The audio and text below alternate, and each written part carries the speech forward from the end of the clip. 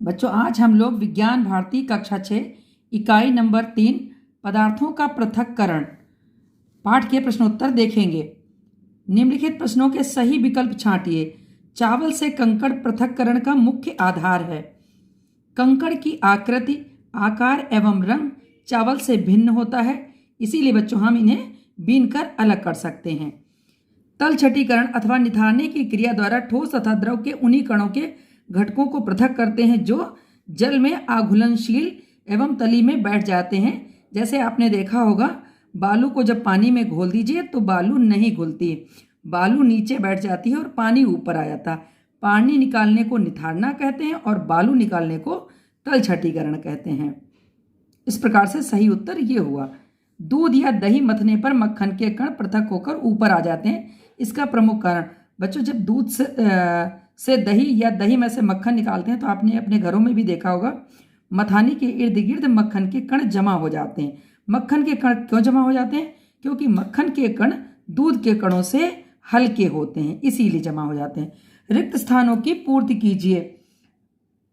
आकार और आकृति में अंतर के कारण चालना संभव हो पाता है।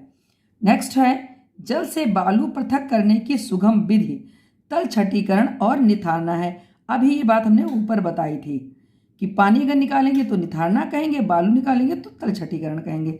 जलवाष्प का द्रव में बदलना संघनन कहलाता है। आपने देखा होगा, जब किसी बर्तन के ऊपर हम ढक्कन ढक देते हैं तो भाप उस ढक्कन पर जमा हो जाती है, तो इसको ही संघनन कहते हैं, यानी जलवाष्प का द्रव में बदलना संघनन कहलाता है। पृथककारी कीप की सहायता से दो या दो से अधिक अमिश्रणी द्रव पदार्थों को पृथक किया जा सकता है। अमिश्रणी का मतलब जो मिले ना एक में। शुद्ध पदार्थ का संगठन निश्चित होता है।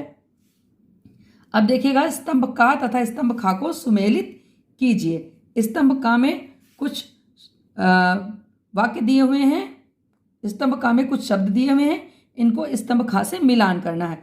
तो पहले आइए देखिए, संघनन जलवाष्प का ठंडा होकर जल में बदलना कहलाता है।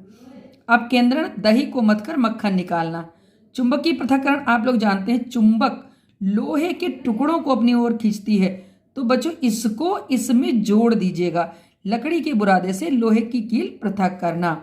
फिर आता है क्रोमैटोग्राफी। क्रोमैटोग्राफी किसी मिश्रण के अवयव को अलग अलग करने की तकनीक है। बच्चों इसे आप अपने क्लासरूम में बहुत अच्छी तरीके से देख सकते हो। एक चाक पर नीली स्याही लगा दीजिए और उसे पानी में डाल दीजिएगा। थोड़ी देर बाद देखिएगा, नीले रंग में कई रंग होते हैं, वो सब ऊपर चाक में दिखेंगे। इसी को कहते हैं क्रोमैटोग्राफी। तो ये प्रयोग करके आप क्लासरूम में देख सकते हैं। ऊर्ध्वपातन, कपूर का जलकर गैस में बदलना ऊर्ध्वपातन कहलाता है, तो इसको इससे मिला दीजिएगा। अब आइए देखते हैं, निम्नलिखित प्रश्नों के उत्तर दीजिए। बालू और पानी के मिश्रण से बालू पृथक करने की विधि क्या है? तो बालू पृथक करने की विधि को हमने बताया था आपको, बालू यहाँ पृथक की जा रही, उसको तलछटीकरण कहते हैं। क्या कहते हैं? तलछटीकरण। ये पूरा उत्तर लिखिएगा तो प्रश्न के अनुसार ही लिखिएगा। फिर खा है, क्रोमैटोग्राफी विधि द्वारा नीली स्याही की पट्टी का विभिन्न रंगों की पट्टी में विभक्त होने का प्रमुख कारण क्या है? नीली स्याही कई रंगों से मिली होती है और वो जो चौक है वो सभी रंगों को अलग कर देती है। फिर बालू एवं जल का मिश्रण विषमांगी मिश्रण क्यों कहलाता है?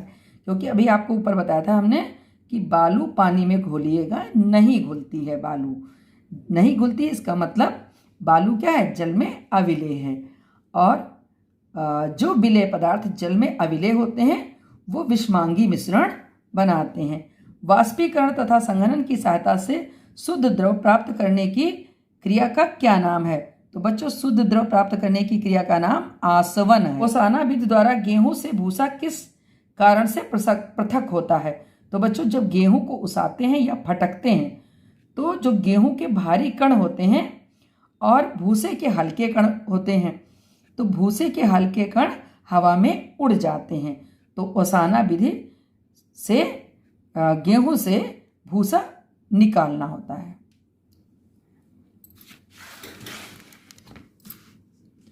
प्रश्न नंबर 5 में देखिए बच्चों, यहाँ पर चित्र बने हुए हैं। ये किससे संबंधित है, किस पृथक्करण से संबंधित है, आपको इन खानों में लिखना है। तो देखिए, ये महिला वसा रही है, तो हम ये काम सूप से भी कर सकते हैं और ऊपर से जो है धीरे धीरे डालते जाते हैं और नीचे पंखा चलाते हैं या तेज हवा चलती है, उसको ओसाना कहते हैं। तो फटकना और ओसाना है।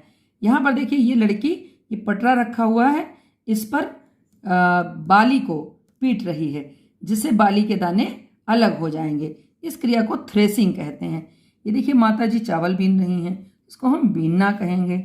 ये देखिए चलने से मोरंग छान रहे हैं। आपने अक्सर देखा होगा मिस्त्री को काम करते हुए मोरंग छान छान के मसाला बनाते हैं, तो ये चालना है। और बच्चों जब कोई द्रव में ठोस मिला होता है तो उसको छानना कहते हैं।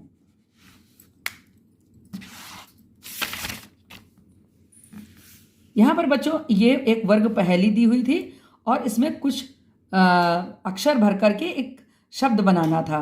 तो इस तरह से हमने जैसे नंबर 1 पर वाष्पन बनाया है और नंबर 2 पर छानना है। ये देखिए छानना है, तो इसको आप देख करके लिख लीजिएगा। और यदि आपको लिखने में असुविधा हो तो जो नंबर यहाँ पड़ा है, जैसे 1 नंबर ये वाष्पन है तो वाष्पन, 2 नंबर का छानना है तो 2 नंबर छानना, 3 नंबर में तलछटीकरण भरा गया है तो 3 नंबर में हमने तलछटीकरण लिख दिया, 4 नंबर में आपका विषमांगी है, 5 नंबर में क्रीम है, 6 नंबर में चालना है। इसी तरीके से 7 नंबर में आप देखिए संघनन है, 7 नंबर में संघनन है। यहाँ पर लिखा हुआ 7 नंबर, ये देखिए संघनन। और इस वर्ग पहेली को देख करके आप भर लीजिएगा। भरने में अगर असुविधा हो तो यहाँ देखिए हमने ये शब्द लिख दिए हैं, इनको देखकर भी आप भर सकते हैं। यहाँ से आपको भरने में सुविधा होगी। बच्चों आप अपने पाठ को 1 से 2 बार जरूर पढ़िएगा और घर में पृथक करने की जो विधियाँ अपनाई जाती हों उन्हें भी ध्यान से देखिएगा कि कब हम चालते हैं, कब छानते हैं, कब निथारते हैं, कब ओसाते हैं। बस यही इस पाठ में सारी विधियाँ दी गई हैं। ये सब आपके घरों में होता है।